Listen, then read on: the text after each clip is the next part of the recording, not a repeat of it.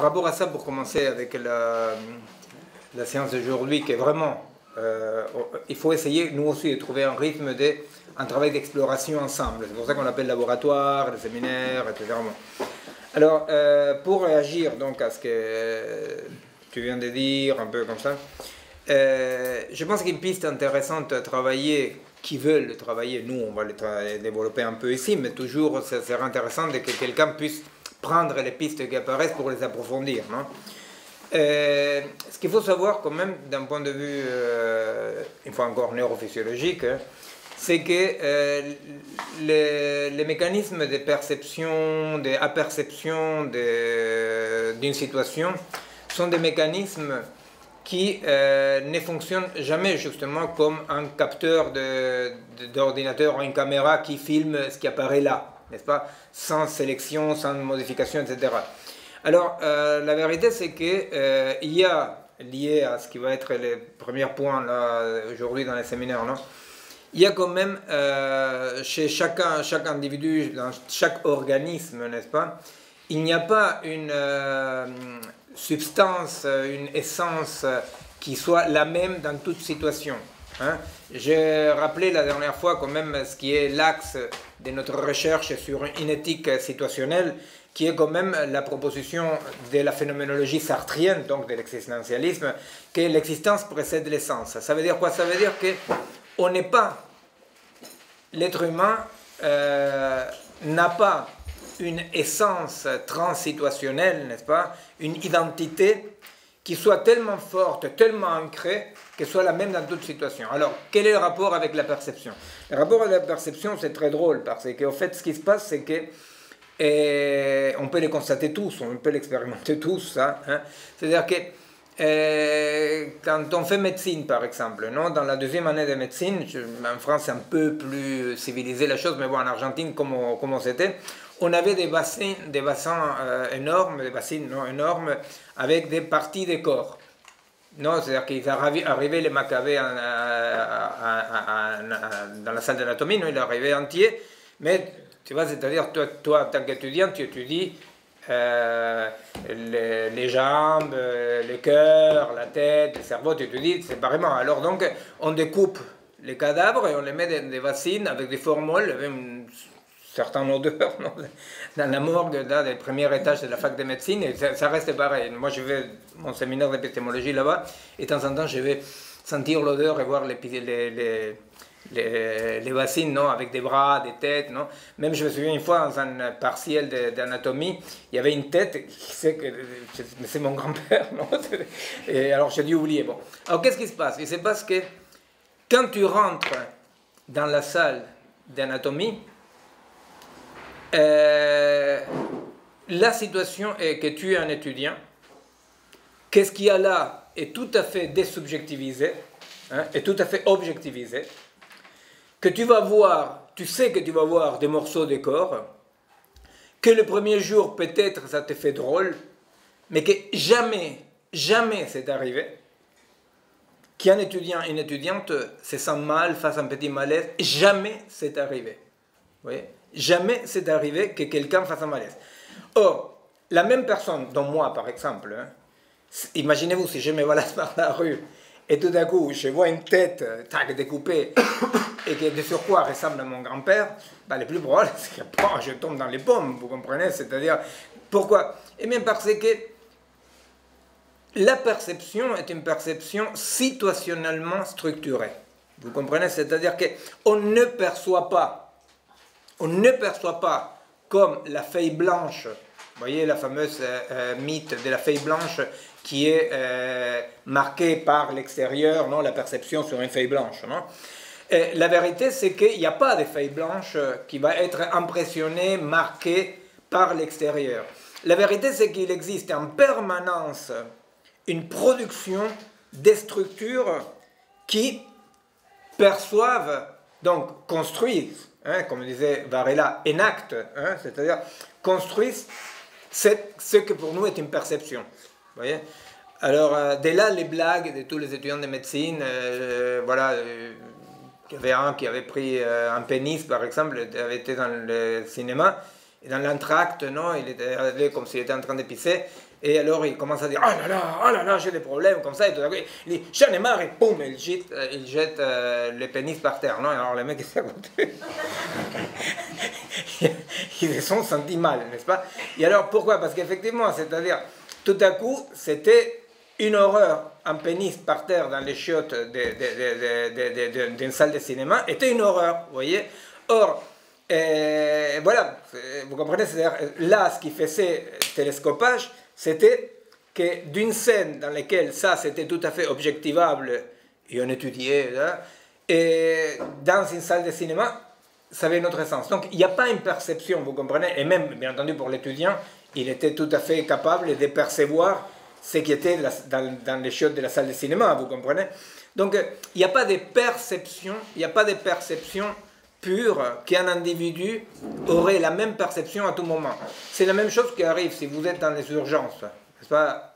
Vous êtes dans les urgences côté équipe, non? Vous recevez des gens. Eh bien, qu'est-ce que vous faites? Vous dites, arrive quelqu'un qui était écrasé par un camion. Alors vous mentalisez. Vous dites, bon, ben là maintenant, il va arriver quelqu'un qui s'est écrasé par un camion, vous voyez? Ou dans des situations extrêmes de violence, vous voyez? C'est-à-dire des situations extrêmes de violence. Qu'est-ce qui se passe? Et c'est parce que, effectivement, c'est-à-dire, c'est pas les bonhommes, la bonne femme qui est tranquille en train de prendre son café dans une terrasse des bars, que tout à coup supporte des scènes de violence ou protagonise des scènes de violence. Ce qui se passe, c'est qu'il y a une production de la réalité différente dans laquelle, du coup, à ce moment-là, tuer, être tué, qu'il y ait des morts, qu'il y ait une violence terrible, devient adapté à la production des réalités. C'est pour ça que, par exemple, pour les enfants, c'est très compliqué. Hein, pour les enfants, c'est très compliqué parce que pour un enfant, c'est pas possible de produire n'importe quelle structure perceptive. Vous voyez, ce sont les limites aussi. Les limites, c'est que pas pour tous les êtres est possible de produire, de toute façon pour personne est possible de produire tout type de structure de perception, n'est-ce pas? Mais effectivement, pour chacun de nous, la capacité de produire des structures perceptives très différentes est énorme, n'est-ce pas? Et c'est ce qui empêche de juger aussi transsituationnellement. Vous voyez, de dire, moi dans cette situation, le problème c'est que ce que tu appelles moi, il ne sera pas dans cette situation. Vous comprenez? Et ça c'est compliqué à comprendre. Non? Peut-être c'est facile à comprendre dans la parole, mais c'est difficile à expérimenter. C'est-à-dire c'est que quand quelqu'un dit, moi dans cette situation, je ferais ça, par exemple, tous les Français entre 39 et 45 auraient résisté. Tous. N'est-ce pas? Et en revanche, maintenant, par rapport à ce qui se passe, vous voyez, avec les sans-papiers, tout ça, bon, peut-être en 50 ans, tous ils seront convaincus qu'ils auraient résisté à la jungle décalée, par exemple. Mais pour le moment, c'est différent. Alors, ils disent, moi, dans cette situation-là, eh bien, cette entité-là, qu'on appelle le moi, dans l'autre situation, n'existe pas. Carrément, n'existe pas. Vous comprenez? C'est-à-dire qu'il n'y a pas une transcendantalité substantielle du moi telle que on puisse dire moi dans telle situation. Alors qu'est-ce qui se passe? Ce qui se passe, c'est qu'effectivement, il existe une production de soi. Il existe une production de soi par expérience, qui fait que petit à petit, par expérience, on peut grosso modo savoir quelle situation on peut braver ou pas. Vous voyez, c'est-à-dire on peut plus ou moins savoir que, voilà, que oui, que plutôt ça on peut faire. Vous voyez. Mais de toute façon, d'un point de vue plus général, plus global, ce qu'il faut bien comprendre, c'est qu'il n'y a pas un moi qui est dans une autre situation. Alors, qu'est-ce qui se passe par exemple par rapport à l'exemple de Rome que tu donnes, non? La perception, elle est culturellement structurée. Elle est façonnée et produite par la longue durée dans l'histoire, l'évolution, la qu'évolution, mais aussi par la culture. Il y a ce qu'on appelle, l'année dernière on en avait parlé, je ne sais pas si vous vous rappelez, les arcs réflexes culturels. Vous voyez à quoi je nomme oui?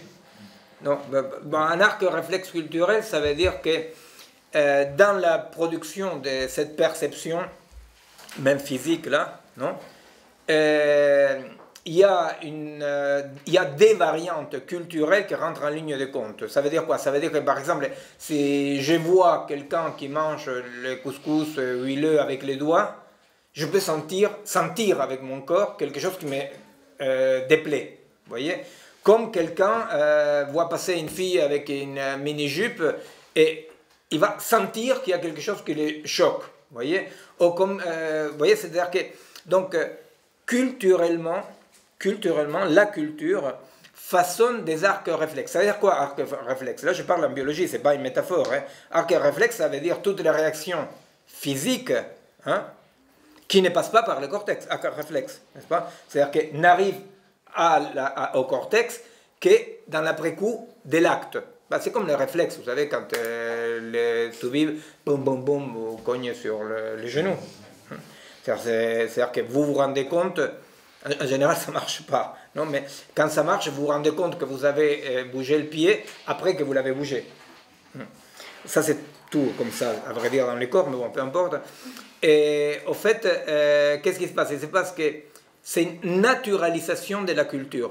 Vous comprenez? C'est-à-dire que qu'est-ce qui fait, quel est l'effet produit par ces arcs réflexes culturels? C'est qu'on vit comme naturel les variables que la culture a produites. Vous comprenez?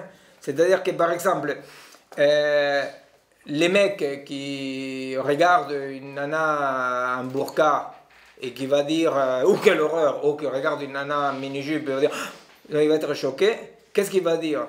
Non, mais tu vois, je ne suis pas contre. Et honnêtement, il va dire « Je ne suis pas contre », par exemple. Il va dire « Non, non, non, mais qu'est-ce que tu veux? C'est naturel. » Donc, comme c'est, entre guillemets, naturel, l'autre, il va dire « Là, il y a quelque chose de très ancré. » Et le comportement de l'autre, il sera quoi, donc? Ben, il sera contre nature. Vous comprenez? C'est-à-dire que la production de ces arcs réflexes culturels, en naturalisant notre perception, notre production de perception par la culture, font que le gros Robert, il est convaincu que tout ce qu'il sent est naturel et vrai. Et qu'est-ce que vous voulez? L'autre qui est différent, il n'a rien contre, mais c'est contre nature, vous comprenez? C'est-à-dire que c'est ce qui donne la corporéité, les côtés corporels, les côtés organiques de ces convictions, n'est-ce pas? C'est pour ça aussi que la raison a des raisons que les corps ne connaissent pas, n'est-ce pas? Parce qu'effectivement, une chose, c'est d'être d'accord avec quelque chose, autre chose, c'est que ton corps existe dans ces nouvelles coordonnées que tu lui as données. Vous comprenez? Il y a des nouvelles coordonnées qu'on donne au corps, c'est-à-dire tout à coup, bon, voilà, je ne sais pas, voilà, quelqu'un dit non, mais vraiment, je pense que ce qui se passe avec les Roms qui sont dans la rue, etc., c'est une horreur. Quelqu'un pense ça, d'accord, mais entre penser ça et que le corps fonctionne comme ça, il y a l'infini. Alors l'infini peut être en transfini, alors on l'enjambe, vous voyez, comme la tortue et les lièvres, ou l'infini peut rester infini et ne jamais se rejoindre, n'est-ce pas? Parce que, effectivement, il y a, c'est par quoi nous sommes affectés, qui est le sujet d'aujourd'hui. Il y avait dans ce qu'elle disait, le fait que pour être affecté, ça passait par le film. Et je pensais, moi, aux bandes dessinées, pas aux bandes dessinées, aux dessins animés, par exemple, Valse avec Bachir, qui est un dessin animé, je ne sais pas si vous l'avez vu, en noir et blanc, pour adultes, et qui était beaucoup plus, alors je ne me rappelle plus exactement... Et ça, au fur et à mesure, ça devient un documentaire. Voilà, et en fait, c'était beaucoup plus touchant que si ça avait été un vrai film, alors que ça passait par le dessin. Et là, c'était un peu la même chose, il fallait que ça passe par l'écran pour la toucher, alors qu'on disait souvent, enfin ici en tout cas, que les écrans mettaient à distance. Et là, justement, c'est comme si ça déjouait les défenses, Alors ça c'est bon, moi ce que je vous propose c'est travailler un tout petit peu sur les pistes que je vous donne là, des arcs réflexes culturels, comment ça se... Alors par rapport aux écrans, par rapport à un film, aux œuvres artistiques, juste une petite parenthèse, non, mais qui n'est pas en détail de mon point de vue, c'est que effectivement il y a la possibilité, les œuvres artistiques, non, pour dire comme ça, la production artistique a la possibilité effectivement d'influencer dans le changement de l'imaginaire. C'est même une des fonctions anthropologiques fondamentales de l'art, c'est de produire de nouveaux imaginaires, de questionner l'imaginaire, etc.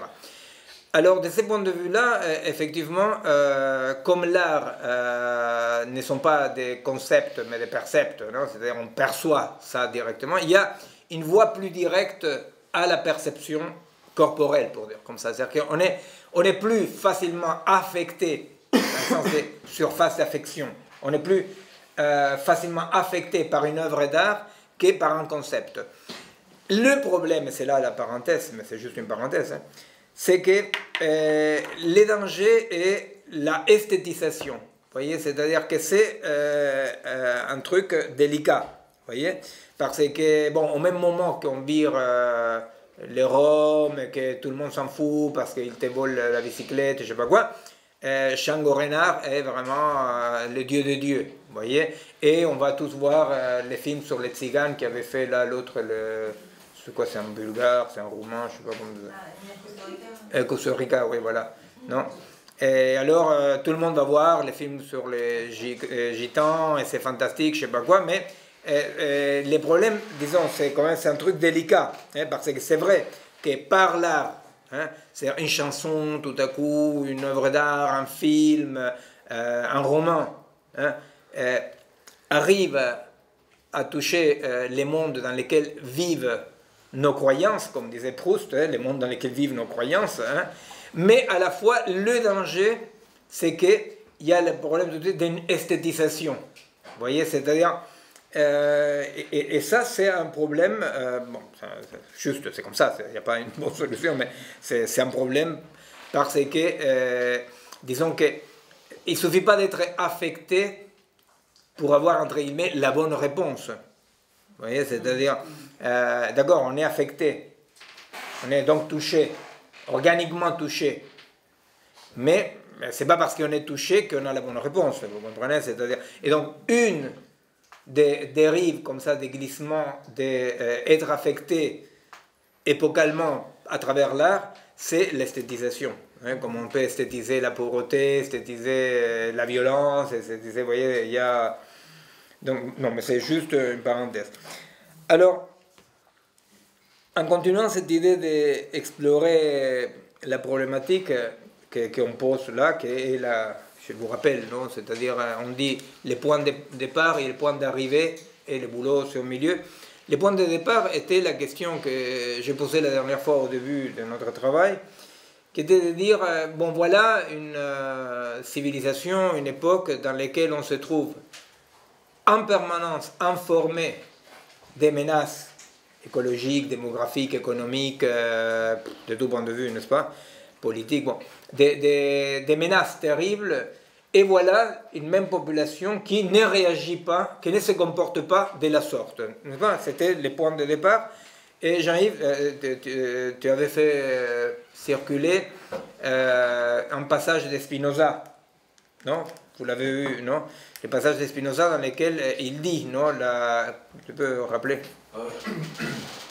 Oui, qui dit la connaissance vraie du bien et du mal ne peut pas réprimer un affect parce que c'est une connaissance, mais elle peut que réprimer un affect parce qu'elle est elle-même un affect. Voilà. C'est-à-dire que si elle est un affect, elle peut effectivement réprimer un affect. Mais si elle est simplement une connaissance, hein, c'est ce qu'explique Spinoza. Après, c'est quoi le... C'est l'histoire de la femme dans l'avion. Non, Spinoza ne parlait pas d'avion, tu rigoles.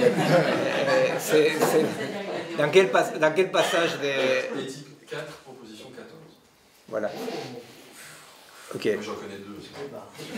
Ah, mais c'est bien, c'est bien. Et, non, mais parce que c'est bien de... C'est pas mal de prendre Spinoza pour ceux qui n'ont pas eu encore... La grande chance de ne pas avoir encore étudié Spinoza, c'est qu'il vous reste une chose magnifique à faire dans la vie, c'est étudier Spinoza. Oui. Donc, et commencer Spinoza avec des questions pratiques, concrètes, ça ancre Spinoza. Le conseil pour Spinoza, juste comme ça pour passer une annonce, c'est effectivement, pour commencer à lire Spinoza, il y a les bouquins de Macheret, que c'est plusieurs bouquins de Macheret sur l'éthique, et le tout petit bouquin génial de Deleuze, très clair, Spinoza, quoi?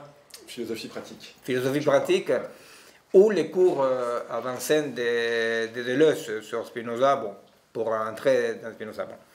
Alors, la question, donc, qu'on posait au départ, comme départ de notre travail, quels sont les mécanismes, qu'est-ce qui empêche cet agir, non?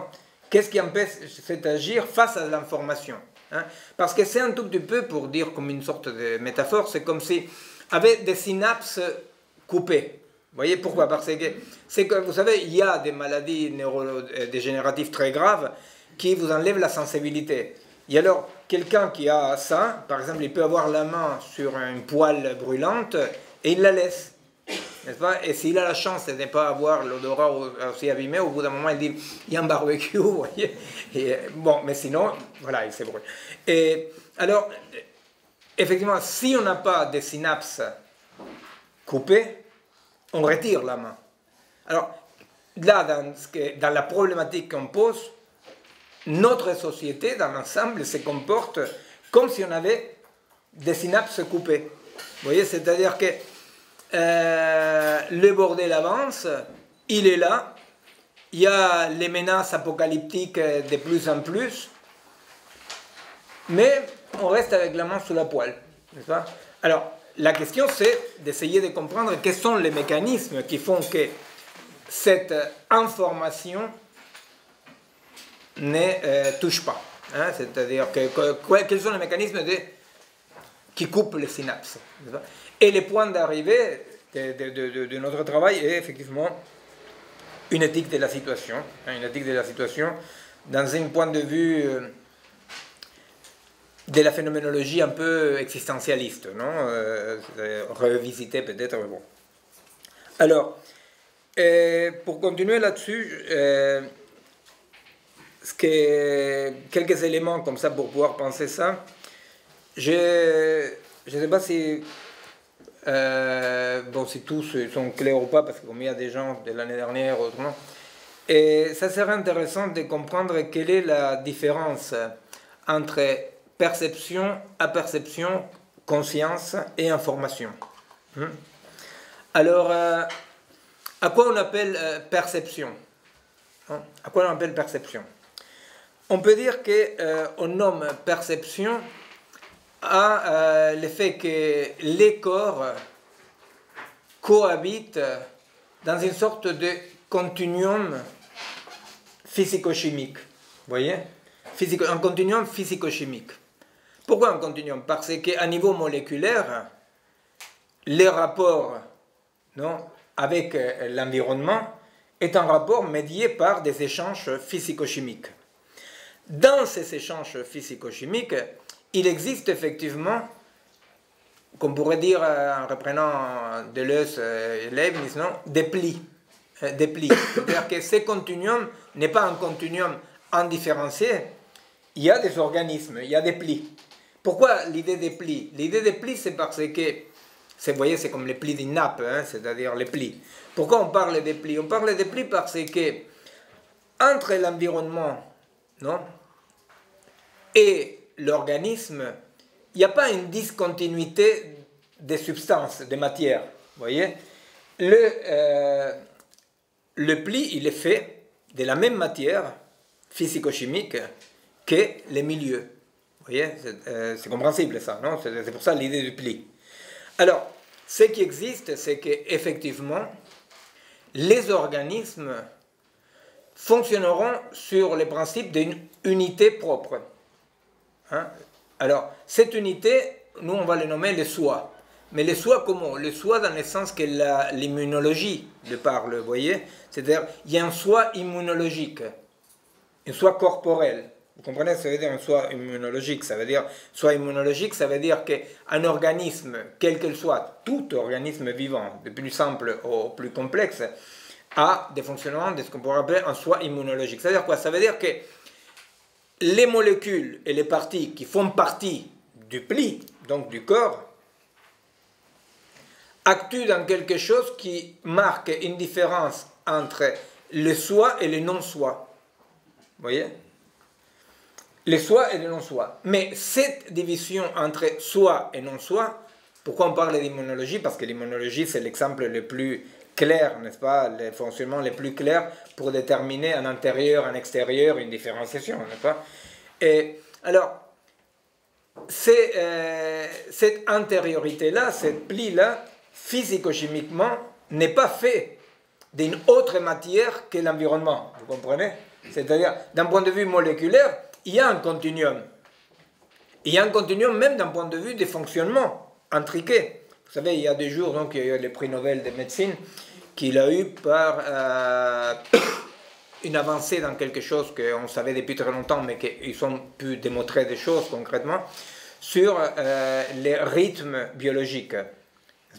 Or, les rythmes biologiques, c'est un bon exemple aussi de soi et non-soi. Pourquoi? Parce que les rythmes biologiques qui ordonnent notre fonctionnement, ils sont intimement liés aux rythmes biologiques de l'écosystème, qui sont intimement liés au rythme biologique de tout un territoire, bon, c'est infini, n'est-ce pas? C'est-à-dire, on ne peut pas dire jusqu'ici. Alors donc, le soi, il est fait de par sa composition physico-chimique, comme de par les rythmes qui le singularisent, d'une continuité avec les rythmes et avec les éléments physico-chimiques qui l'entourent. Oui. Mais donc, les soi et les non-soi est séparé par une séparation, une discontinuité de fonctionnement et non pas de matière. Est compréhensible ça?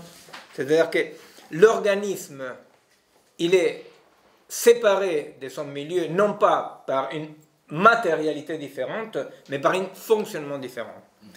Alors, la perception, c'est une série de phénomènes en permanence, sans aucune interruption ou discontinuité, de rapports des non-rythmes biologiques et des non-molécules avec les molécules et les rythmes biologiques de l'environnement et des autres êtres vivants. Vous voyez?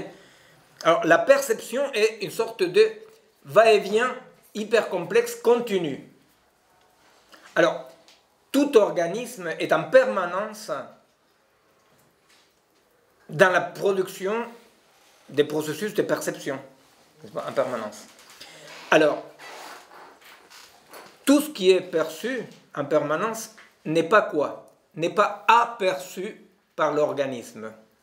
Ça veut dire quoi, aperçu? Si la perception est un ensemble, la aperception, il faut la comprendre comme un sous-ensemble de cette perception. Alors, ça veut dire quoi? Ça veut dire, par exemple, la aperception, c'est toutes ces perceptions, pour dire comme ça, que le soi organique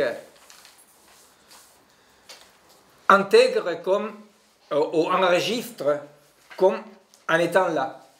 Vous comprenez? Alors, par exemple, les chiens perçoivent les ultrasons et son organisme lui permet de les apercevoir. Nous percevons les ultrasons, c'est-à-dire nos corps perçoivent l'ultrason, mais nos organismes ne peuvent pas l'apercevoir. Vous comprenez? C'est-à-dire, donc, les différents organismes peuvent apercevoir, donc recueillir, enregistrer, si vous voulez, je ne sais pas comment dire, n'est-ce pas, quelques éléments de cette multiplicité infinie de la perception. Hein? Donc, on aperçoit des choses qui parlent de notre organisme, parlent de notre culture, parlent de notre histoire, n'est-ce pas? C'est-à-dire que Parce que ça aussi, ça se décline à niveau de l'espèce, à niveau des individus, n'est-ce pas? C'est-à-dire que par exemple, quelqu'un qui a eu une expérience de violence, par exemple, dans sa vie, il passe par une rue, n'est-ce pas? Et dans cette rue-là, rien n'est visible, rien n'est évident, mais il sent la violence, il sent qu'il y a quelque chose de violent. Vous voyez? Pourquoi? Parce qu'effectivement, son histoire personnelle lui permet d'élargir son champ d'aperception vers des stimuli que pour l'autre personne qui n'a pas cette expérience-là, reste comme une perception non aperçue. Vous voyez? Et ça, c'est très concret, hein? C'est-à-dire, on fait l'expérience tous les jours, c'est-à-dire, on le dit à quelqu'un, mais comment tu ne te rends pas compte de ça? Et l'autre, non, il ne se rend pas compte. Et vraiment, il ne se rend pas compte. Pourquoi il ne se rend pas compte? Que par son histoire familiale, personnelle, je ne sais rien, son champ d'aperception n'a pas intégré certains stimuli de la perception à son soi aperceptif. Vous voyez, il y a un soi de perception qui est plus large que le soi perceptif. Une chose que nous n'apercevons pas, c'est les radiations, par exemple. On ne peut pas apercevoir les radiations. C'est pour ça qu'on peut mourir irradié sans se rendre compte. Vous voyez, c'est-à-dire que si on veut se protéger des radiations nucléaires, si on veut se protéger des radiations, il faut un appareil qui va élargir notre capacité aperceptive, vous voyez, d'une façon particulière, parce que c'est une information que j'ai, hein, d'une façon particulière. En revanche, il y a certains animaux qui, effectivement, certains organismes qui réagissent, hein, donc ils peuvent apercevoir les radiations. Ouais. Bon. Alors donc, les champs de perception et aperception sont historiques, dus à l'espèce, dus à la culture, non, et c'est entrecroissent un tas d'éléments. Et après, pour les mammifères, il y a le champ de la conscience, hein, c'est-à-dire que les chiens, les chats, les chevals, les singes, ils ont un troisième niveau, n'est-ce pas, qui est la conscience. Ça veut dire quoi, conscience? Ça veut dire que par rapport à ce qu'ils aperçoivent, ils peuvent produire des images conscientes. Vous voyez, ils peuvent produire des images. C'est-à-dire que le kleps, il perçoit la fumée d'un barbecue, je sais pas, hein, il la aperçoit et il fait une image cérébrale d'un steak, qui va se bouffer un steak. Pas, donc, vous voyez bien quand même déjà un élément important par rapport à ce que nous voulons comprendre, qui est la capacité d'agir, hein, en accord avec ce qui se passe, c'est que déjà, il n'y a pas de possibilité d'agir immédiat par rapport à ce qui se passe, parce que la conscience, ne serait-ce que la conscience, déjà, il est en temps 3, n'est-ce pas? Le temps 1 est la perception, le temps 2 est la perception, et le temps 3, il y a la conscience. Et pour les humains, pas tous, mais bon, il y a la possibilité de ce qu'on appelle la conscience réflexive, n'est-ce pas? Qui est la particularité de la conscience humaine, qui est une conscience qui incorpore les langages et les éléments de culture, mais surtout les langages, n'est-ce pas? Qui les permet donc d'avoir une réflexion, c'est-à-dire c'est un cerveau qui se pense en train de penser, par exemple, n'est-ce pas? C'est-à-dire, c'est quand même ça qui est très drôle. Moi, je travaille beaucoup en neurophysiologie du cerveau. C'est quelque chose qui est toujours rigolo. Hein? C'est-à-dire, à un moment donné, c'est dire, bon, mais attends, il y a un cerveau qui est en train d'étudier les cerveaux. Un cerveau qui est en train de parler et de produire des concepts par rapport au cerveau. N'est-ce pas? Bon. Alors, c'est le propre de la conscience réflexive, c'est-à-dire que c'est ce quatrième temps, hein, temps 4, dans lequel il peut avoir une réflexion sur ce qu'on est en train de penser dans le sens large, n'est-ce pas, en temps d'image. Bon, alors ça c'est quand même pas sans rapport avec cette difficulté à agir ou réagir par rapport à une situation, n'est-ce pas? Pourquoi? Parce que quand on dit les menaces que nous connaissons, ils nous arrivent toutes directement à la conscience réflexive, vous voyez, au maximum à la conscience à niveau d'image, n'est-ce pas?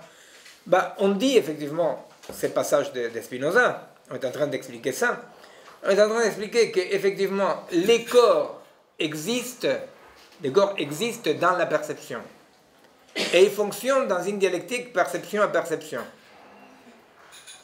Donc ça veut dire que l'information qui arrive directement à la conscience réflexive, eh bien, arrive là où je n'existe pas. Vous comprenez? C'est-à-dire qu'il arrive dans un lieu où moi, en tant que corps, je n'existe pas. Parce que exister, c'est, vous comprenez, exister, c'est être en tant que corps affecté par la perception, apperception, conscience, vous comprenez? C'est-à-dire être affecté. Si je ne suis pas affecté, si l'information arrive directement à ma conscience réflexive, n'est-ce pas? C'est un rapport entre mes capacités de recueillir de l'information, non? Évaluer l'information, et la source de l'information. Mais à ce niveau-là, il y a quelque chose de nous qui n'existe pas, dans le sens de qu'on n'est pas en train d'exister dans ce que l'information décrit. Vous comprenez? Exister, c'est que des corps concrets soient là. Hein, des corps concrets soient là, touchés, affectés, etc. Oui, ça va jusque-là? Juste une question. Oui. Il y a une sorte de chronologie entre perception et perception de conscience au niveau du cerveau, là. Oui. Okay. Oui. Au niveau du corps, et pour finir avec le cortex, c'est-à-dire que le temps 1, c'est le temps de la perception. Tu vois, on est en permanence dans la perception. Et après, il y a, moi j'ai décrit là 4 temps, mais à vrai dire, il y a beaucoup plus, c'est-à-dire c'est beaucoup plus complexe que ça, parce que jusqu'à ce qu'on a une image visuelle avec les sons, par exemple, il y a des neurones très rigolotes qui s'occupent du montage. Pourquoi? Parce qu'effectivement, la vision va infiniment plus vite que le son, mais vous ne me voyez pas en décalage, c'est-à-dire vous ne voyez pas les gestes et après arrivent les sons. Donc pourquoi? Parce que dans cette production de l'image, il y a des neurones, retard par exemple, des neurones qui s'occupent de retenir la production visuelle jusqu'à ce que l'image auditive arrive par exemple, et font le montage. Il y a des maladies, c'est très... Bon, c'est rigolo tant que ça n'arrive pas à toi, tu vois. Mais il y a des maladies, des problèmes de montage, oui, de coordination, quoi. C'est-à-dire dans lesquels la personne, effectivement, ces neurones-là ne fonctionnant pas bien, et il voit un décalage, quand même, les sons et la vue. Alors donc... Tout ceci, je l'explique, c'est pour ça que je dis, sont des choses que c'est au piacere de chacun, c'est-à-dire c'est lui ou celle qui a envie de travailler un peu plus là-dessus et faire un rapport un peu là-dessus, parce que effectivement, ce décalage dans le temps fait que, au fait, je ne suis jamais vraiment là où je pense être par rapport au temps, n'est-ce pas? C'est-à-dire que je suis toujours dans un décalage, n'est-ce pas? Et le corps, qu'est-ce qui se passe? Le corps est toujours en train d'agir et réagir à niveau perceptif à la fois, vous voyez? C'est pour ça qu'une des grandes révolutions en la neurophysiologie qui font que Antonio Damasio, non, ait écrit son livre Descartes avait tort et Spinoza avait raison. Il écrit 2 livres, non, qui s'appellent Descartes. Ça c'est fantastique parce que les éditeurs américains, ils vous permettent de mettre n'importe quel titre. Non, en France, il faut mettre des titres qui confondent le public. Là, il dit clairement Descartes avait tort et deuxième bouquin, Spinoza avait raison. Et pourquoi Descartes avait tort? Parce qu'effectivement, n'existe absolument pas la possibilité de suspendre les processus du corps pour agir d'après ta conscience. Au contraire, la conscience, elle est assimilée à quelqu'un qui a un manque d'exercice et qui court derrière le bus, vous voyez, c'est-à-dire les bus partent, l'action part, il court. Et dans la clinique psy, on voit ça tous les jours, c'est-à-dire que les gens appellent décision à ceux que malheureusement ne pouvaient pas ne pas faire. Voyez. Et alors il y a une sorte de petit moi narcissique qui dit bon, j'ai décidé. Les moi, c'est un petit truc là qui a une certaine utilité, mais bon, il croit un tas de trucs, vous voyez, c'est-à-dire parce qu'à vrai dire, loin de décider quelque chose à niveau moïque et conscient, la conscience et les moi courent en essayant de mettre de la cohérence dans ce que de toute façon est déjà là, n'est-ce pas? Et c'est pour ça qu'en physiologie, on dit au début ce fut le mouvement. Au début ce fut le mouvement, et longtemps après est arrivée la conscience en essayant de dire j'avais choisi. Et bien, si tu n'avais pas choisi, c'était le même prix, non, parce que c'est déjà là. Bien. Alors oui, il existe cette chronologie. La norme là-dedans, on peut la caser quelque part. La norme, oui. dis-moi un peu plus. Oui. Ben, la norme, c'est-à-dire que la norme, c'est par rapport à un arc réflexe culturel qui oui. peut ensuite devenir une norme. Oui. Et la paresse intellectuelle, c'est la paresse intellectuelle, c'est la conscience et l'action. Moi, je dirais que c'est la norme qui devient arc réflexe culturel.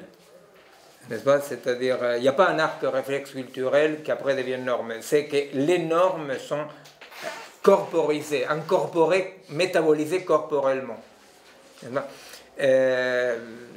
C'est pourquoi, moi je me souviens toujours, une Chilienne d'une grande famille, mais que ses enfants étaient après dans la résistance, dans l'émir, etc.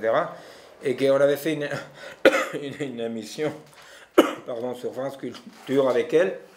Et elle était d'une grande famille, comme ça, bourgeoise, chilienne, aristocratique.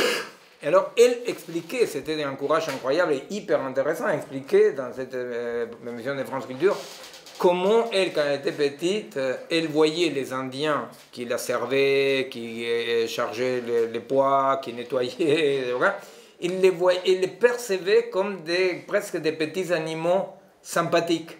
C'est-à-dire qu'elle était convaincue, elle les percevait comme ça, elle percevait que ces gens-là étaient sympathiques, gentils, c'est-à-dire elle a eu une bombe dans la tête le jour où elle s'est rendue compte que ceci avait un nom qui était l'injustice et l'apartheid, n'est-ce pas? C'est-à-dire, elle l'a vécu à travers sa fille, ses enfants qui sont résistés, qui sont morts, etc.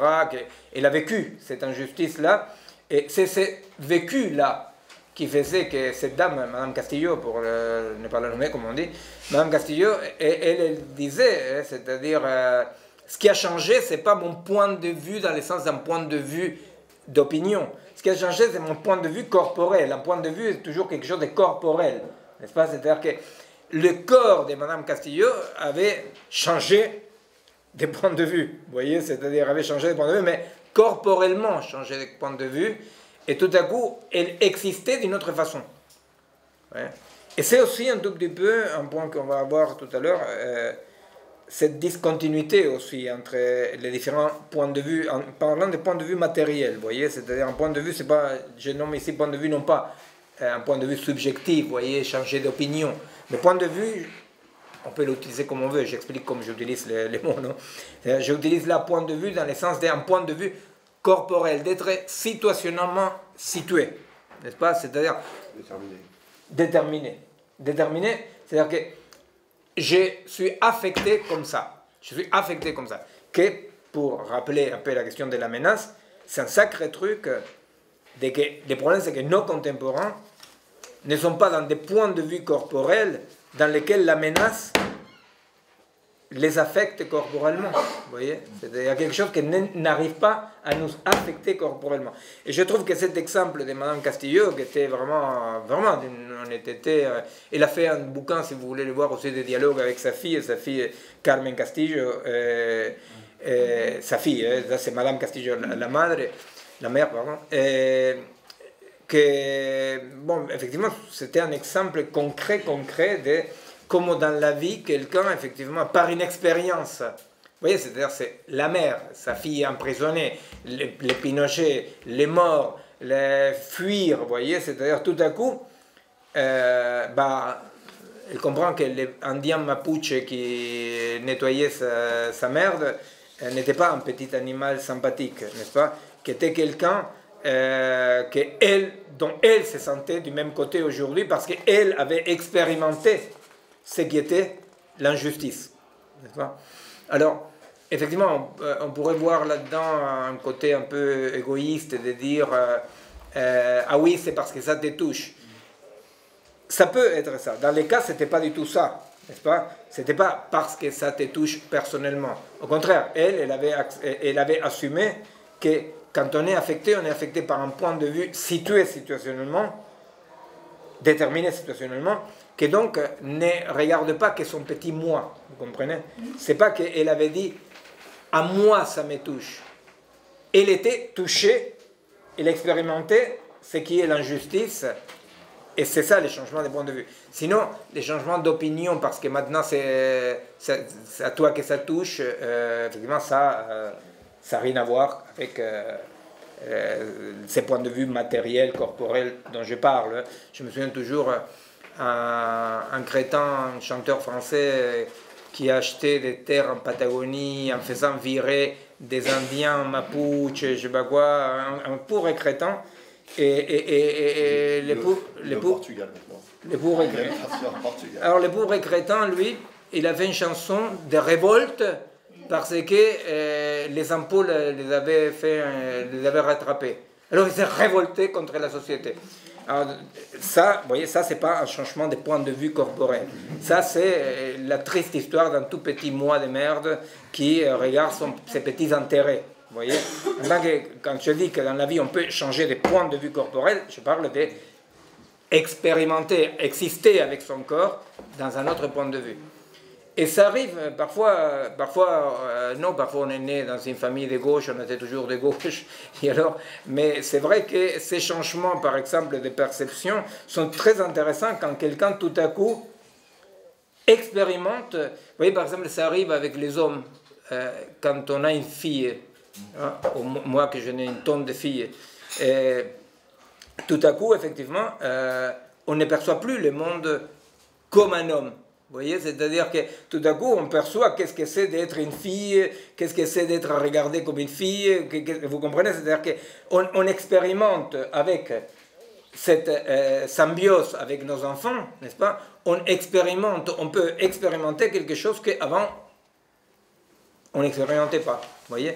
On s'arrive, par exemple, aussi, quand il y a un mariage noir-blanc.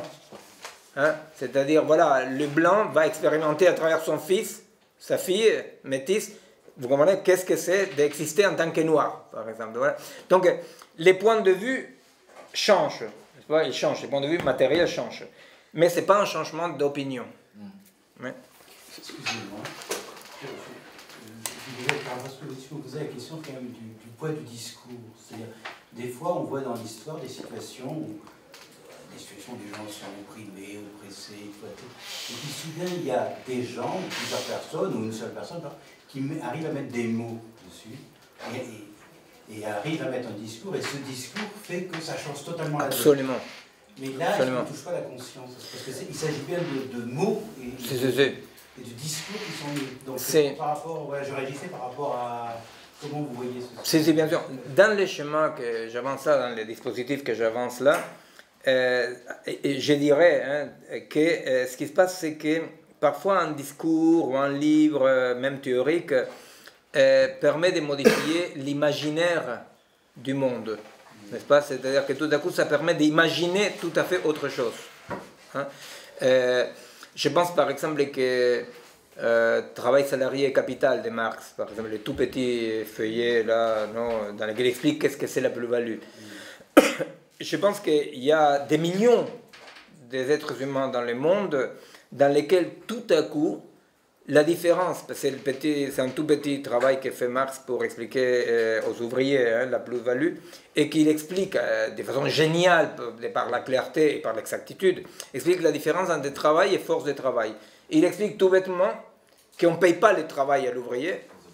Qu'est-ce qu'on paye? C'est sa force de travail, c'est-à-dire les heures qu'il est là en train d'exprimer, n'est-ce pas? Et que la différence entre force de travail et travail, c'est la plus-value que les patrons... Bon, c'est absolument génial. Il y a des millions de gens que tout à coup, cette lecture-là l'a permis de comprendre sa souffrance. Non? Alors, c'est là où il y a comme une sorte d'interprétation qui fait mouche, n'est-ce pas? C'est-à-dire que ça permet de comprendre que sa souffrance n'était pas une gêne, n'était pas une désadaptation, n'est-ce pas? C'est presque une sorte de clinique, non, quelque part. C'est-à-dire c'est une interprétation émancipatrice, parce que tout à coup, on comprend que cette souffrance, cette injustice qu'on vivait, c'était une injustice. Que c'était une injustice. Que ça ne va pas de soi, n'est-ce pas? Alors, ça fait mouche parce que le corps de l'ouvrier, il est là-dedans. C'est-à-dire, il interprète quelque chose. Et alors, cette interprétation n'est jamais, de mon point de vue, ce n'est jamais que de la théorie. Cette interprétation produit des effets dans la production d'un imaginaire différent. C'est-à-dire que, concrètement, pour prendre mon système-là, ça modifie la capacité de la perception. Non? C'est-à-dire qu'on aperçoit autrement. Mais pourquoi on aperçoit autrement? Parce qu'on peut imaginer autrement. On peut imaginer que cette dureté de la vie, cette tristesse de la vie, c'est pas une fatalité. C'est un système structuré qui fonctionne comme ça. Non?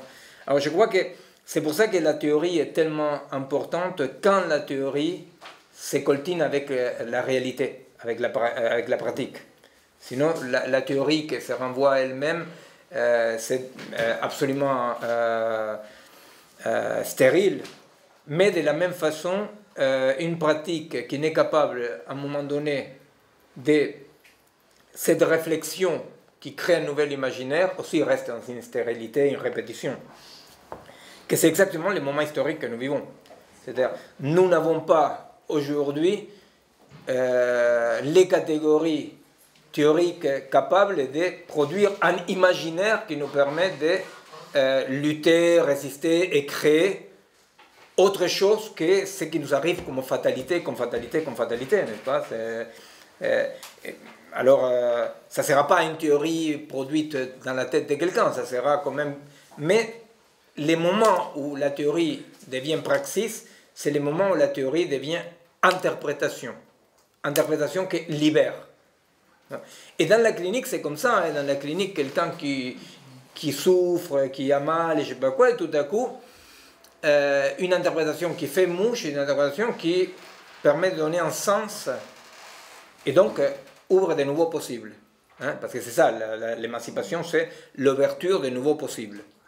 L'ouverture de nouveaux possibles. C'est-à-dire que donc un changement de paradigme a toujours une dimension corporelle. Toujours. C'est-à-dire que c'est le problème aujourd'hui. C'est-à-dire qu'il n'y a pas de changement de paradigme, parce que, comme vous le dites, comme un changement de paradigme implique, d'un tout point de vue, les corps là-dedans, c'est-à-dire que les possibles, il faut que ce soient des possibles corporellement imaginables. Si les possibles ne sont pas corporellement imaginables, restent des hypothèses abstraites. Non?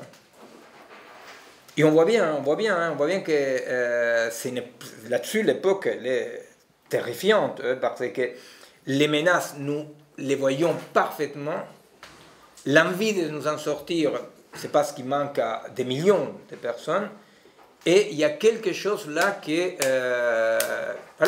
ne produit pas un nouveau champ de possibles réaliste, n'est-ce pas?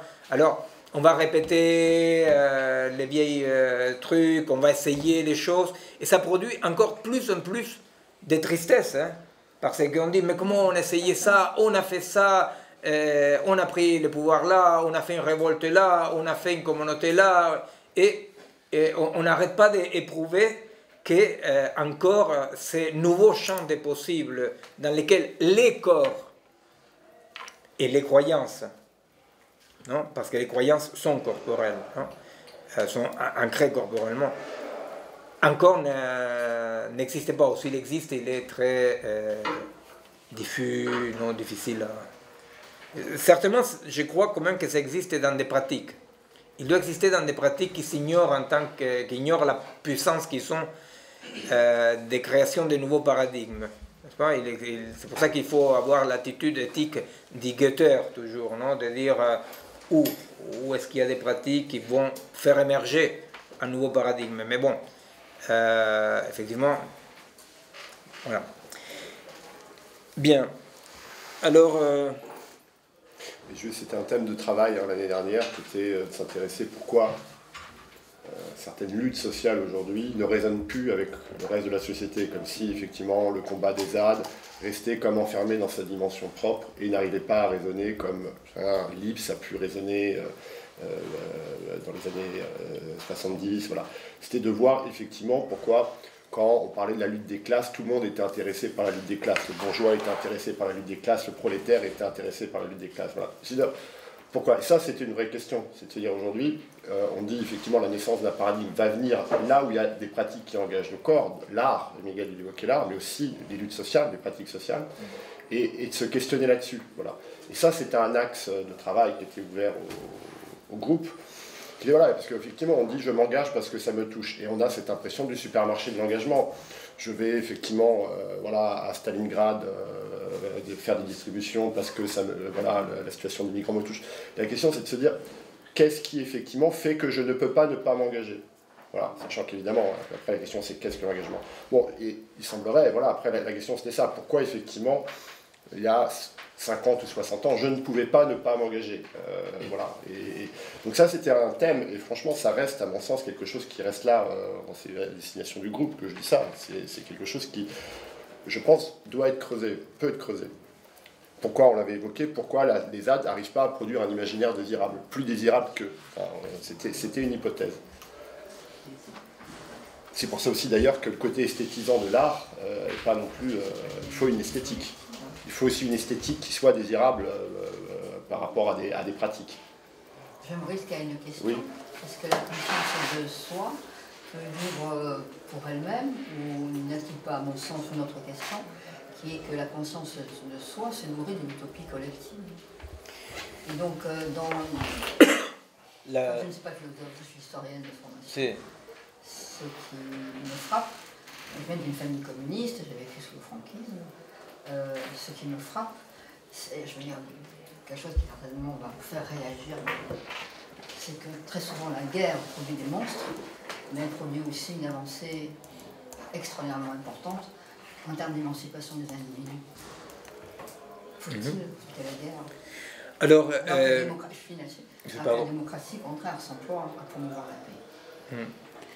Alors, bon, je dis juste deux choses après parce que c'est important ce que vous dites là. Deux choses, là, il y a deux pistes pour développer là ce soir qu'on va développer. C'est le problème est que l'information sur les catastrophes, l'information s'adresse à nous en tant qu'individus. C'est un des problèmes, n'est-ce pas? C'est qu'est-ce qui se passe avec l'individu. Et l'autre problème, c'est la capacité de penser le mal, pour dire comme ça. Hein, c'est les deux points qu'on va développer. Je voulais vous répondre, parce que ça me semble très important ce que vous dites là. La conscience de soi, effectivement, n'étant pas non plus substantiellement transcendante, la conscience de soi, elle est situationnellement construite. Alors, aujourd'hui, la question de la conscience de soi renvoie, aujourd'hui toujours la conscience de soi renvoie à qu'est-ce qui recouvre en soi. N'est-ce pas? C'est-à-dire que la piste pour penser ce que vous dites là, c'est historiquement justement, qu'est-ce qui va recouvrir le soi dans la conscience de soi. C'est ça qu'il faut se poser comme question. Alors, pour comprendre ça, non? C'est-à-dire, dans une tribu mapuche, par exemple, la conscience de soi, si on peut parler de conscience de soi comme ça, à quel soi fait référence cette conscience? À la tribu. Hein? C'est-à-dire que le soi est la tribu. C'est-à-dire qu'un mapuche ne va pas se sentir soi en dehors de la tribu. Il ne pense pas, mais rapport avec la tribu, n'est-ce pas? Et donc, le problème de la conscience de soi, c'est que la conscience de soi renvoie historiquement et situationnellement à des soi socialement différents. Et alors, la conscience de soi aujourd'hui, en Occident, renvoie à la partie congrue.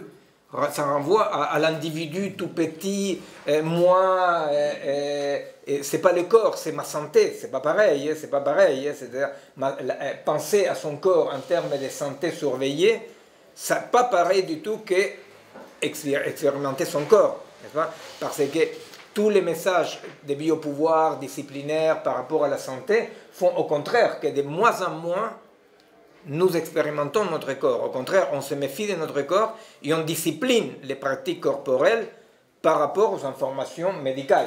Vous savez, c'est-à-dire la médecine a colonisé. Moi, quand je suis arrivé en France pour faire mes équivalences, j'ai travaillé pendant une année dans une maternité dans la salle d'accouchement. C'était magnifique, non?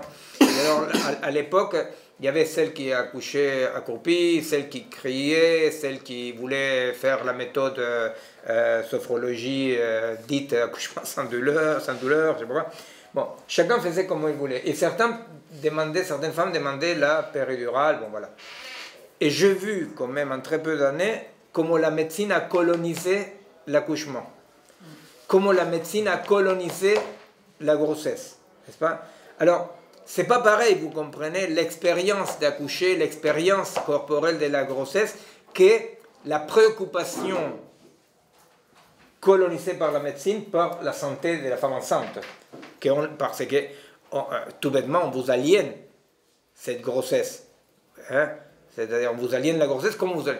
Et après, j'ai travaillé aussi avec les soins palliatifs, non? C'est-à-dire l'autre côté de la vie. Et au départ, c'était une grande fête un peu en aquelarre, non? Parce que c'était le service de médecine générale dans lequel arrivaient les homos qui allaient mourir. Et alors, comme ils allaient mourir, ils s'en foutaient de ce qu'ils disaient les médecins. Alors, le médecin, il faisait profil bas. Et j'ai vu, petit à petit, la médicalisation des soins palliatifs. N'est-ce pas? C'est-à-dire qu'il y a eu une codification, il y a eu des registres, il y a eu des protocoles, vous voyez, de la bonne mort, etc. Donc, vous voyez, c'est-à-dire, c'est pas pareil du tout le corps médicalisé que le corps. Hein? Alors, le soi actuel est un soi, en Occident, qui recouvre juste ces petits corps à peine congrus, qui est le corps fitness et le corps médicalisé, et le compte en banque. Ouais, c'est-à-dire, ça recouvre ça. C'est-à-dire, voilà, c'est-à-dire, votre compte en banque, votre petit corps congru, voilà. Alors, la conscience de soi, effectivement, la conscience de soi en Occident est une conscience de soi merdique. C'est-à-dire que quand je pense à moi, vous comprenez, c'est toujours ça, c'est un ensemble géométriquement très variable, c'est moi, c'est soi-là, non?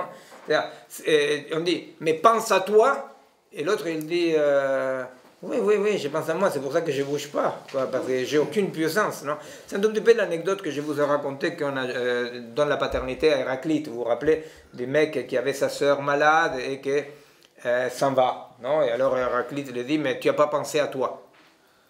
Alors c'est par quoi tu n'as pas pensé que toi, ton soi, inclut ta sœur.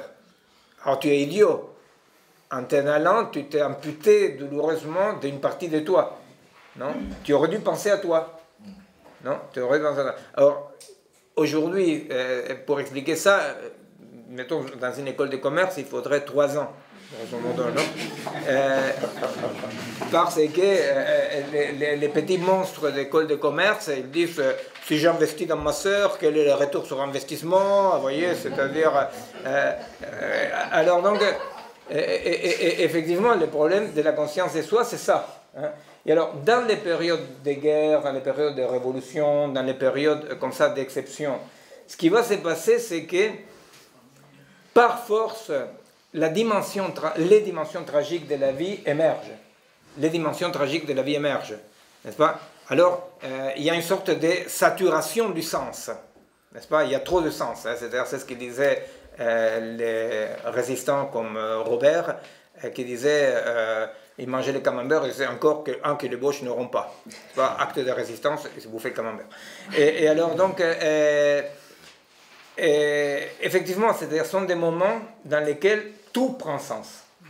Tout prend sens. C'est-à-dire, tu te bouffes la mer, effectivement, tout prend sens parce que ce sont des moments de très haute vécu des dimensions tragiques. Les dimensions tragiques sont des dimensions qui lient, n'est-ce pas? La tragédie, c'est ce qui lie.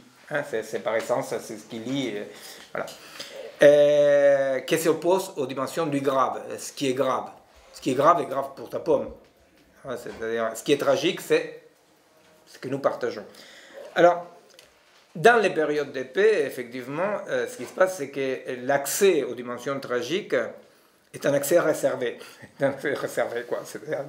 C'est réservé à certains artistes, à certains militants, à certains, je sais pas, à certaines personnes. Comme ça, c'est réservé, comme ça. Et là-dessus, justement, il y a, j'accroche avec, je continue après, je te passe le mal. Hein. Il y a, la semaine dernière, j'assistais à... On m'a demandé de parler dans un hommage fait par l'association d'ex-prisonniers politiques du Chili, parce que bon, c'est l'anniversaire 40e année d'anniversaire du coup d'État, je ne sais pas quoi. Donc, bon.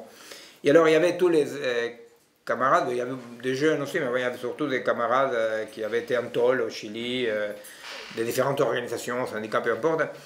Et il y avait quelque chose qui sortait comme ça du discours qui était très touchant, justement. Qui était le fait de que tous ils parlaient de ce qui avait été. Ce qui avait été. C'est-à-dire comme la vie a eu lieu avec l'unité populaire et avec le coup d'État. Et un peu l'exil ou l'atoll. La vie avait été. N'est-ce pas? Et après, comment on fait? Et après, on devient comme gardien des musées. Non, et gardien des musées, on a tous fait comme les Espagnols, gardien des musées de sa vie. Vous voyez, on devient gardien des musées de sa vie. Alors on dit, ah, quand même, Pinochet est arrivé, ah, l'unité populaire, ah, l'exil, voilà. Et alors, ces gardiens des musées de leur vie, alors, s'ils sont un public restreint, font chier la famille.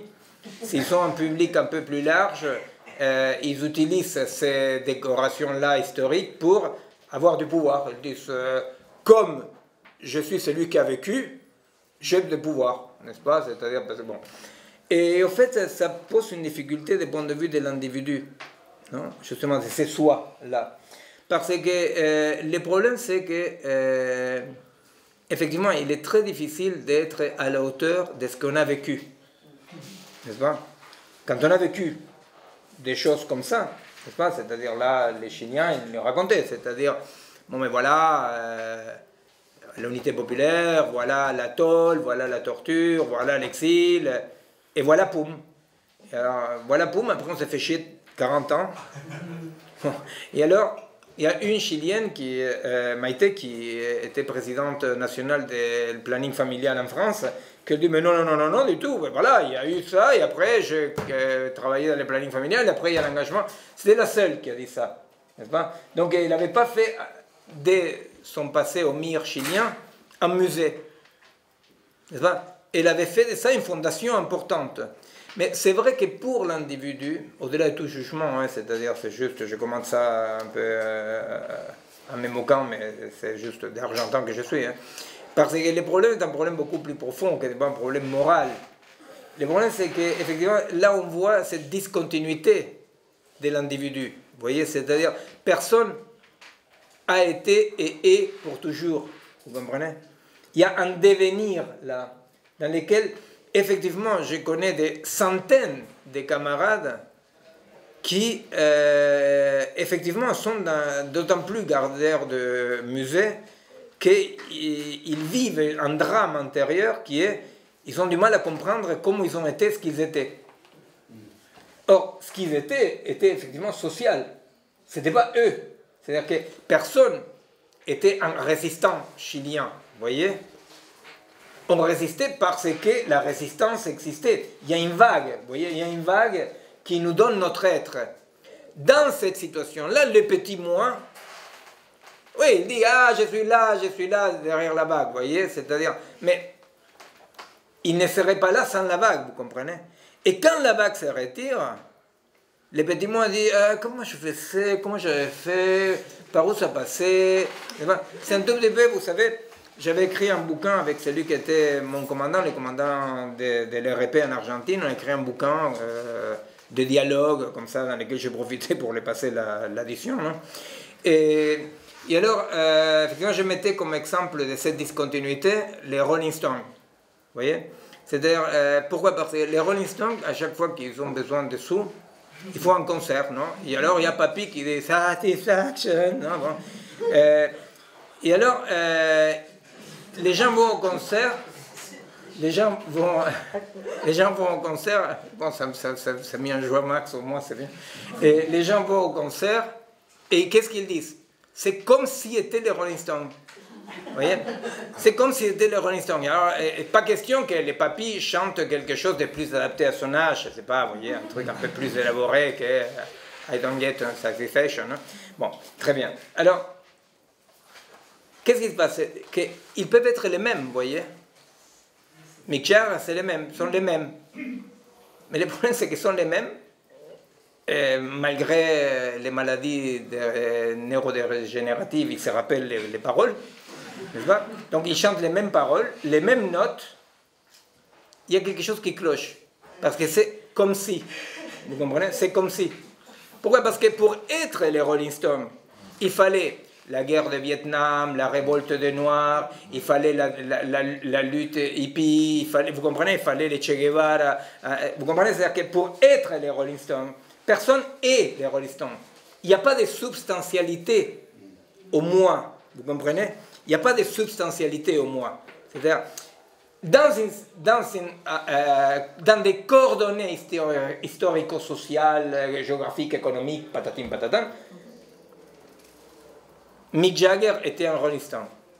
En dehors de ça, il est le musée de Rolling Stone.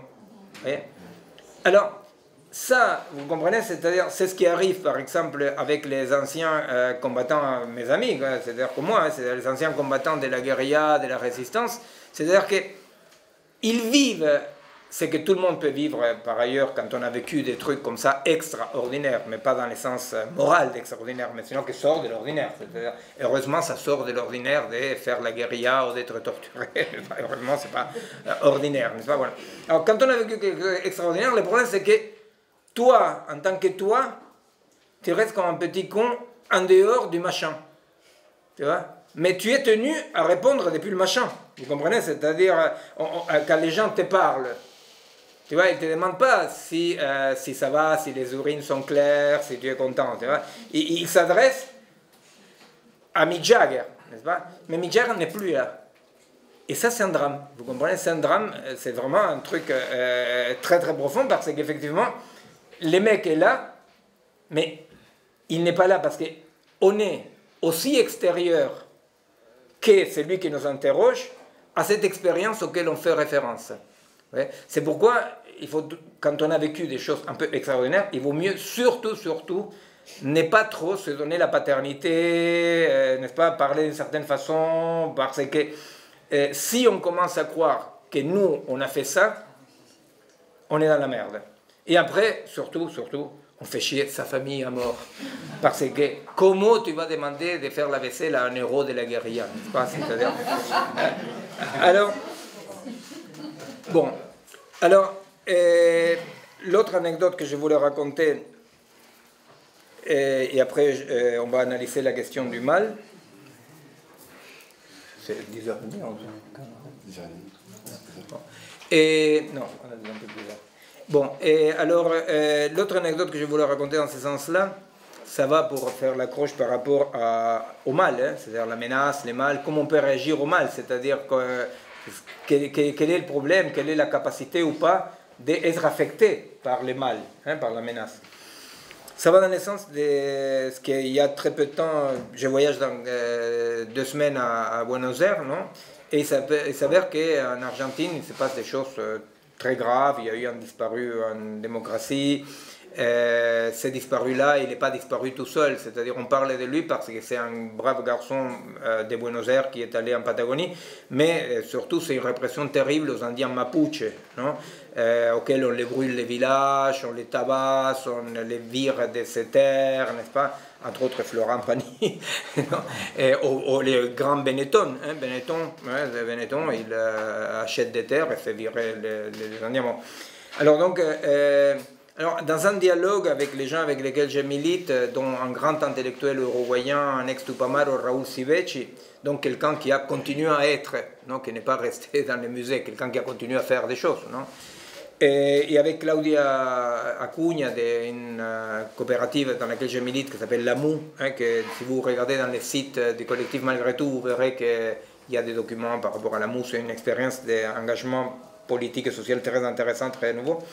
Et alors, ces gens-là, ils disent, au fait, on voudrait parler avec toi, donc aller en Patagonie, parler avec eux, on voudrait essayer de comprendre un tout petit peu comment agir, comment penser dans ces retours de l'horreur, n'est-ce pas? C'est-à-dire dans ces retours, comme ça, ces retours de l'horreur. C'est-à-dire que, voilà, c'est-à-dire on a mis en tôle les militaires, on avait établi une démocratie, etc. Et il y a quelque chose comme ça, comme que ça ne se sédimente pas. Vous voyez que ça ne se sédimente pas. Non?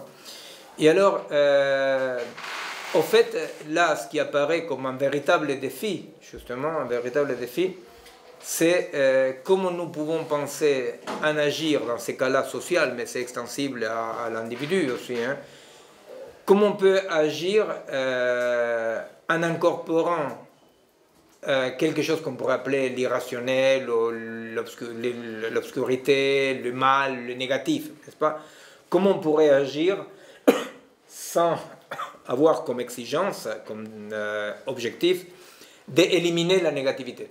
Vous comprenez? C'est-à-dire comment on peut agir, parce que ce qu'ils me disaient ces amis, hein, c'était, mais voilà, là maintenant, à nouveau, on sait qu'ils peuvent arriver à n'importe quel moment, ils peuvent nous tuer, ils peuvent nous tabasser, et alors, peut-être là, ce qu'il y a comme élément à penser vers un nouveau paradigme, c'est justement de comprendre que l'erreur, c'est de penser que des moments lumineux, non, peuvent être éternels, n'est-ce pas? Peuvent être pour toujours.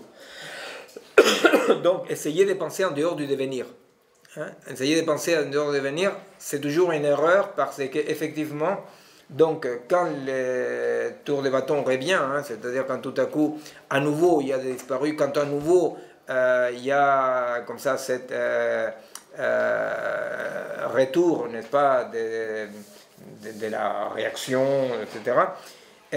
Une chose, c'est de pouvoir agir et penser dans une action qui incorpore la négativité comme un élément indépassable, et autre chose, c'est tout à coup aborder les problèmes dans le sens de dire, mais comment on peut éliminer la négativité?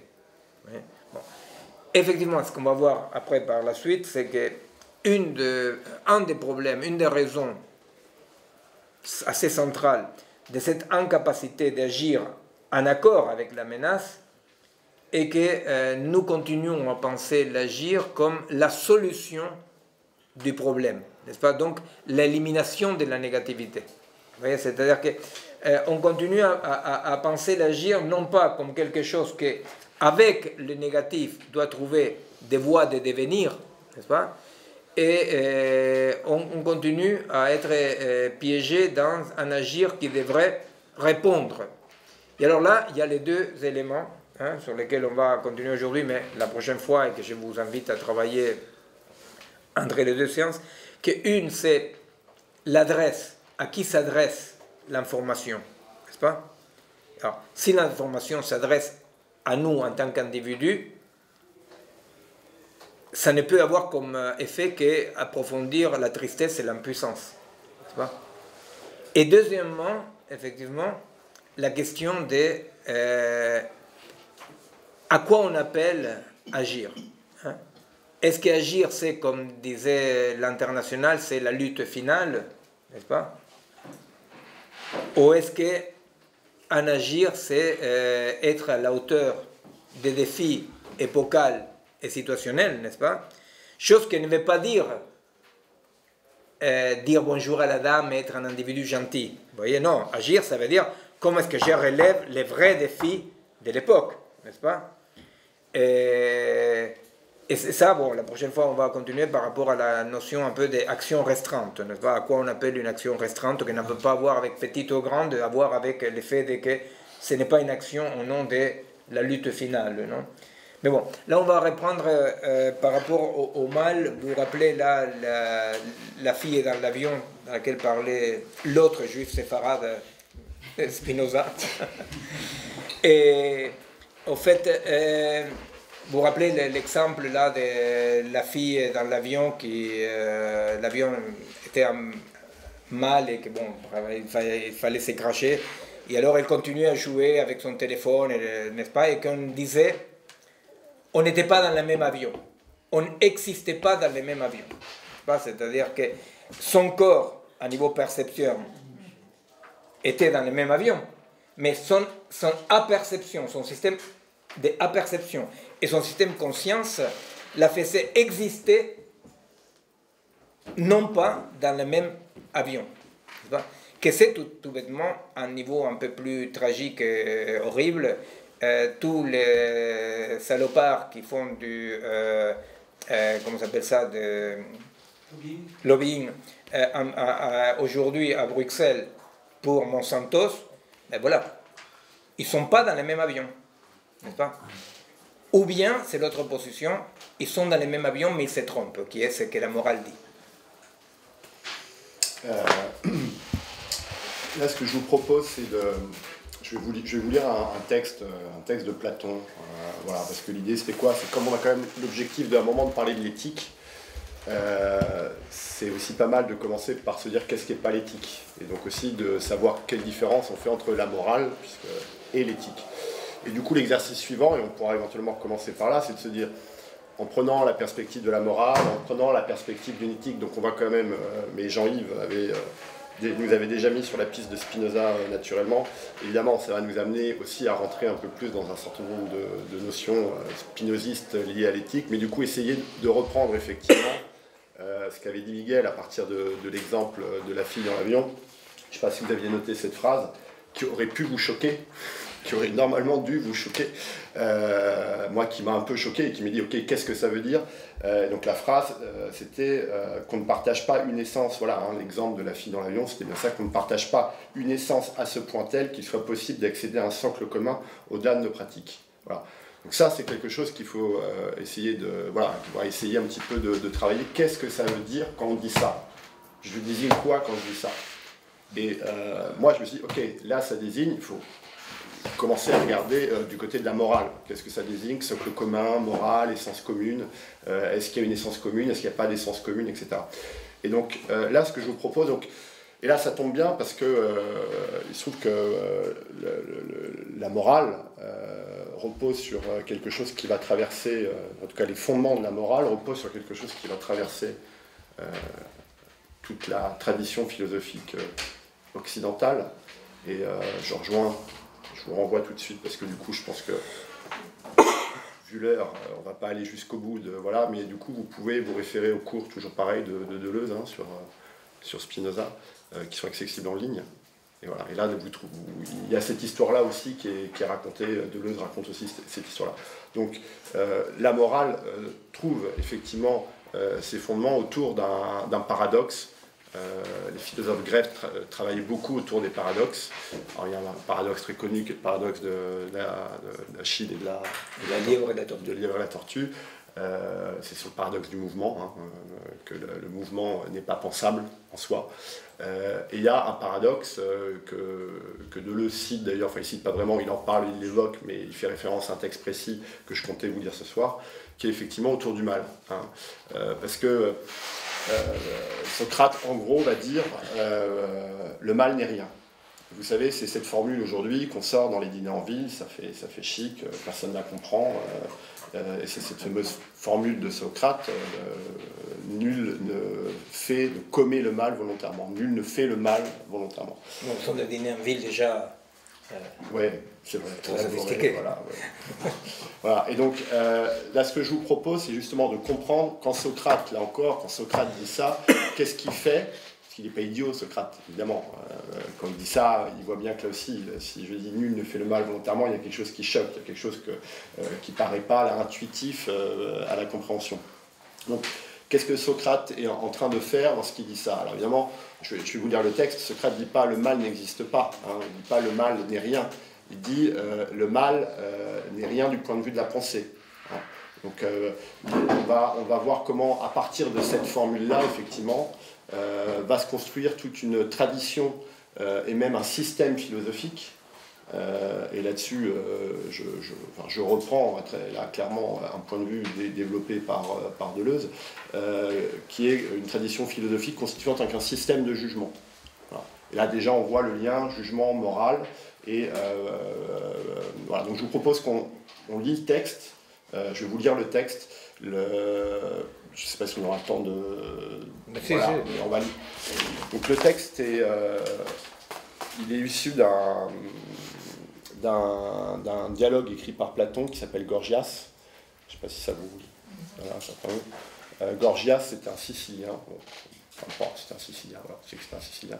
C'était un sophiste qui enseignait la rhétorique. La rhétorique, en gros, l'art de bien parler. Voilà. Et donc là, il y a un dialogue qui s'instaure entre Socrate et Gorgias. Et puis, Gorgias, tout sicilien qu'il est, il fait pas trop le poids devant Socrate, et un des disciples de Gorgias, qui commence à s'exaspérer que son maître est en train de perdre pied face effectivement à l'argumentation et à la démonstration de Socrate. Ceux qui ont lu Platon, les dialogues de Socrate, c'est voilà, vous voyez bien comment Socrate procède. D'ailleurs, c'est sans doute un peu, mais tous ses interlocuteurs montrent de l'agacement, etc. Et Gorgias est dans cette situation-là. Et là, il y a effectivement un de ses disciples qui s'appelle Polos. Je vous dis tout ça pour contextualiser, parce que je ne vais pas vous lire le dialogue en entier, donc on va seulement lire un extrait du dialogue. Voilà, Polos, il a un peu honte de son maître, et donc il intervient. Et Polos, voilà ce qu'il dit à Socrate. Il dit que celui qui maîtrise l'art de bien parler, en gros, il a un petit peu le pouvoir du tyran. C'est-à-dire qu'il peut obtenir tout ce qu'il veut. Voilà. Et là, Socrate lui rétorque, non, c'est pas vrai. Il ne peut pas obtenir tout ce qu'il veut, mais ce qui lui plaît. Voilà. Donc on a vous allez comprendre, ça va s'éclairer derrière dans ce que je vais vous dire, mais au moment de l'extrait, on en est là. On en est à ce moment-là du dialogue. Alors, je vous avoue que j'ai pris une traduction, je ne sais pas, s'il y avait des puristes, des rigoristes, il faut, voilà, j'ai pas mal fait ça. Voilà. Fais-le en grec. Alors, Socrate, qui s'adresse à Polos. Crois-tu que les hommes, toutes les fois qu'ils agissent, veulent ce qu'ils font, ou ce en vue de quoi ils le font? Par exemple, ceux qui avalent une potion commandée par le médecin, veulent-ils, à ton avis, ceux qu'ils font avaler une médecine désagréable, ou bien, c'est autre chose, la santé en vue de laquelle ils prennent la potion? Polos répond, il est évident que c'est la santé qu'ils veulent. Socrate, de même, ceux qui vont sur mer, ou se livrent à tout autre trafic, ne veulent pas ce qu'ils font journellement, car quel homme est désireux d'affronter la mer, les dangers, les embarras? Ce qu'ils veulent, je pense, c'est la chose en vue de laquelle ils naviguent, la richesse, car c'est pour s'enrichir qu'on navigue. Polos, c'est certain.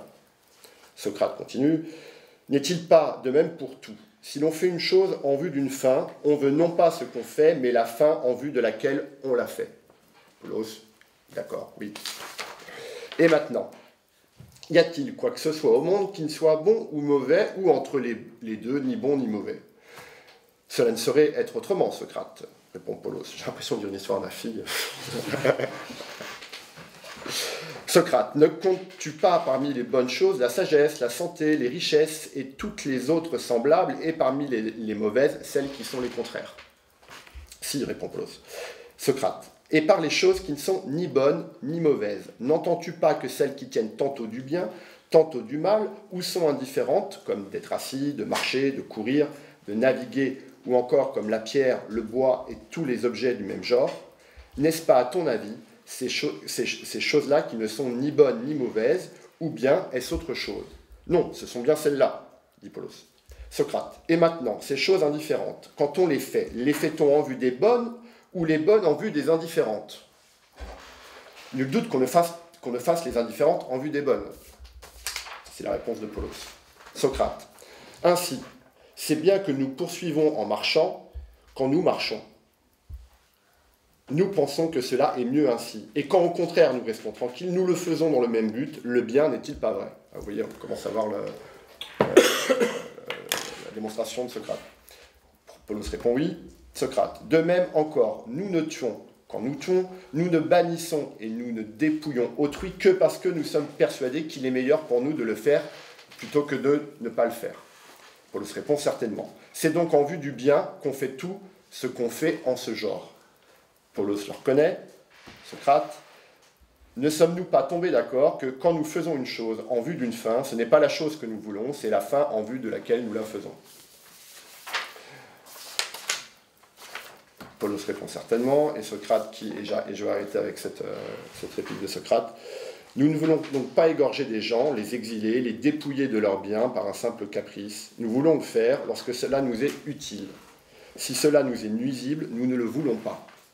Car c'est les biens, comme tu le déclares, que nous voulons. Quant à ce qui n'est ni bon ni mauvais, nous ne le voulons pas, nous ne le voulons pas, ni ce qui est mauvais non plus, est-ce vrai?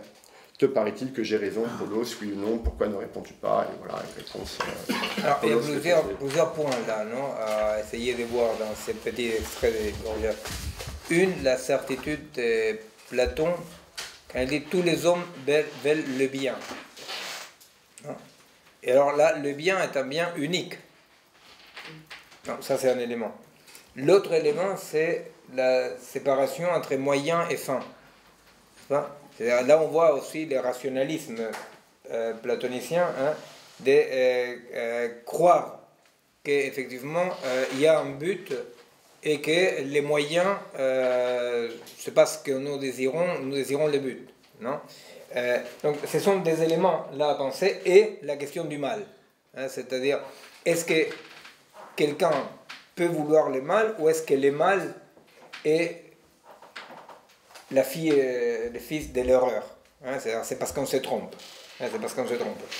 Quand on préparait, j'évoquais la dernière fois aussi ce slogan du MRAP d'il y a quelques années qui disait un raciste est un homme qui se trompe de colère. Vous voyez, c'est-à-dire cette idée de que, voilà, on ne peut que désirer le bien. On ne peut que désirer le bien. Hein. Et alors, les mecs qui se trompent, ils pensent qu'ils vont obtenir le bien en sigouillant des métèques, mais ce qu'ils désirent, c'est le bien. Vous voyez, il ne peut que désirer le bien. Oh, la fille dans l'avion, elle se trompe. Alors, vous voyez, l'idée, c'est le rapport entre se tromper, chercher le bien, les moyens à la fin, et la possibilité de penser le mal. En fait, il y a deux franchement, vous trouvez le texte sur Internet, hein, si vous n'avez pas le temps d'acheter le bouquin. Voilà. Donc c'est assez court, le dialogue entre Polos et Socrate, il faut le lire jusqu'au bout, parce que il ne dit pas que ça, évidemment. Socrate, il va être dans deux logiques. Il va effectivement démontrer que toute volonté est volonté du bien. Hein, c'est nul ne fait le mal volontairement, c'était le sens du dialogue que je viens de vous lire. Et puis, Socrate, il fait, voilà, il y a un autre coup de force, ou en tout cas, il va dire, voilà, c'est quoi le scandale, effectivement, par rapport au mal? C'est que les méchants ne sont pas tous malheureux, et que les malheureux ne sont pas tous méchants. Et en fait, dans la deuxième partie du dialogue, Socrate démontre à Polos que si les méchants sont plus malheureux que les victimes. Donc là, il y a aussi toute une argumentation. Donc vraiment, il s'attaque au mal, Socrate, hein, il opère ce qu'il a une sorte d'autodestruction du mal, hein, c'est-à-dire si le méchant est plus malheureux que celui qui subit l'injustice. Celui qui commet l'injustice est plus malheureux que celui qui subit l'injustice. Je ne vais pas vous faire la démonstration, c'est acabila en termes de logique, de rhétorique. Ça va l'amener notamment, derrière Socrate, à parler de la question de la punition. Hein, voilà, il va travailler la sanction, la punition, et donc il établit 3 niveaux. Hein, il y a celui qui ne connaît que la vertu, qui est le plus heureux, celui qui a commis l'injustice, voilà, les vices, mais qui a été puni, et puis le tyran, celui qui vit sans jamais se débarrasser, sans jamais abandonner les vices. Et alors, et je terminerai là-dessus sur Socrate, et enfin, on reviendra quand même sur ce que ça signifie par rapport à la morale, justement. Mais Socrate, il termine avec, voilà, à la fin du dialogue relaté par Platon, Socrate, il termine vraiment avec une espèce comme ça de grande plaidoirie par rapport à ce qu'il estime être une vie acceptable. Et donc effectivement, à la fin, il affirme que les morts, de toute façon, sont jugés de manière impartiale par des juges qui sont eux-mêmes morts. C'est-à-dire que déjà, Socrate, il pose la question de l'impartialité du juste à la destruction, la suppression du corps. Hein, il dit après, libérés de leur corps sans passion et sans intérêt, qui ne prennent en compte que la justice et l'excellence de l'âme. Vous voyez, c'est intéressant de voir comment, effectivement, cette tradition, enfin, cette philosophie occidentale, qui va nourrir aussi voilà, une bonne part de la morale avec laquelle on vit, effectivement, va aussi induire une sorte de hiérarchie, corps-âme, etc., quand le corps agit, c'est l'âme qui pâtit, etc. Voilà. Et là, faut vraiment lire le texte, parce que c'est dit de cette manière-là, mais c'est intéressant de voir, effectivement, déjà là, quand même, on voit se mettre en place une morale qui ne va pas du tout correspondre à ce que nous, on va appeler une éthique des corps, etc. Et de ce point de vue-là, l'éthique, non, la différence entre éthique et morale, est une différence du corps ou pas corps. Parce qu'effectivement, pour qu'il y ait une morale transcendant les situations, c'est ce que tu dis dans le dernier passage que tu commentes, il faut qu'il n'y ait pas de corps, n'est-ce pas? Vous imaginez bien qu'on est en train de parler de l'actualité immédiate, hein, c'est-à-dire les logiciels pour la Google Car, les logiciels moraux qu'ils veulent mettre pour la Google Car. Hein. C'est-à-dire l'idée de que il va falloir quand même que des algorithmes puissent résoudre des problèmes moraux. Hein. Alors, tout ce qu'on appelle l'aide à la décision, etc. Or, effectivement, ce qui y a en commun entre l'idéalisme platonicien et les algorithmes moraux ou les algorithmes de décision, c'est que ces décisions qui peuvent être pré-programmées, n'est-ce pas? Eh bien, ils ont besoin de se passer des corps. Ça veut dire préprogrammé dans le sens que les algorithmes, comme Platon, il va juger par rapport à ce qui se présente. Effectivement, il y a une actualisation de la morale. Mais ce n'est pas pareil actualiser la morale, vous comprenez? C'est-à-dire qu'appliquer une loi morale à une situation. Ce n'est pas pareil appliquer une loi morale à une situation que l'éthique. Vous comprenez? C'est-à-dire, c'est un problème de juristes à la fois, n'est-ce pas? C'est un problème de justice. Pourquoi? Parce que le problème de la justice, c'est par rapport à un ensemble de lois morales ou pas, n'importe, n'est-ce pas? C'est-à-dire par ensemble de lois, comment je vais appliquer ces lois-là dans une situation concrète, n'est-ce pas? Bah, ça reste la morale. L'éthique, non. L'éthique, c'est cette réalité dans laquelle des corps engagés, hein, doivent trouver les asymétries, hein, ce qui n'est pas pareil ça que ça, mais par rapport aux données actuelles de la situation. Vous comprenez? C'est-à-dire, parce qu'effectivement, si on dit la morale est toujours quelque chose qui est pré-situationnel et qu'on l'applique, on va nous dire non, pas du tout. On applique la morale comme on applique les lois par rapport à des situations. Mais quand même, il reste une différence énorme entre ce qu'on appelle la morale et l'éthique, dans le sens que dans l'éthique, les préceptes moraux peuvent être tenus en compte, mais comme un élément de plus. Parce que ce qui va décider, eh bien, ce sont les corps en présence. N'est-ce pas? Et les corps en présence, eh bien, les corps en présence n'agissent pas par rapport à un bien et les moyens. Vous voyez, c'est-à-dire, au contraire, les corps en présence, ils agissent toujours, et il reste à voir en situation, qu'est-ce qu'on fait avec ce qui agit. Vous voyez, c'est-à-dire que l'idée même des fins et moyens séparés est une tendance absolument idéaliste dans laquelle, effectivement, la fin justifierait les moyens, ou la fin déterminerait les moyens. Et c'est là où on peut revenir aussi la prochaine fois, avec ce que va écrire Leibniz, n'est-ce pas? Quand il dit qui désire la fin désire les moyens, c'est-à-dire on ne peut pas séparer les moyens des fins, n'est-ce pas? Et c'est un tout petit peu toute la philosophie de Leibniz, hein, quand il va dire au fait on ne peut pas imaginer un Adam non pécheur.